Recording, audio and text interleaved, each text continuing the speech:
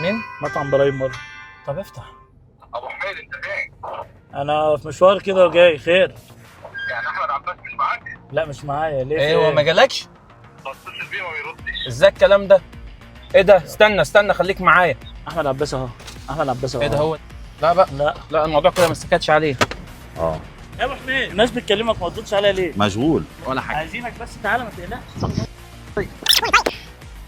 انا هكلمك. يلا حبيبي. طيب قول. لا انت معانا اهو. ماشي، ما انا والله مشغول. شرفتنا يا باشا.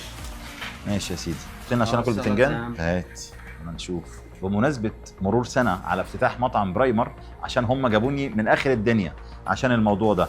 الصينية دي عليها خصم، سعرها دلوقتي 10 دنانير، موجودة في الصالة، وموجودة عندهم طبعا توصيل. مبدئيا كده بينزلوا طقم السلطات دي كلها مع الصينية، ما شاء الله تبارك الرحمن. الصينية فيه فرشة رز تحت عشان الناس اللي بتحب الرز، فيها شيش طاووق، دجاجه كامله، حواوشي سجق، بسبوسه اللحمه ودي جديده بس عندهم، بوسه الناس اللي بتحب السمبوس، كفته وفوقها الطرب، اخر حاجه الكباب. قال لك هنختار 5 من حضراتكم هيفوز بدي، هياخدها فور فري. بس اهم حاجه توقعوا اليوم اللي فتح فيه مطعم برايمر.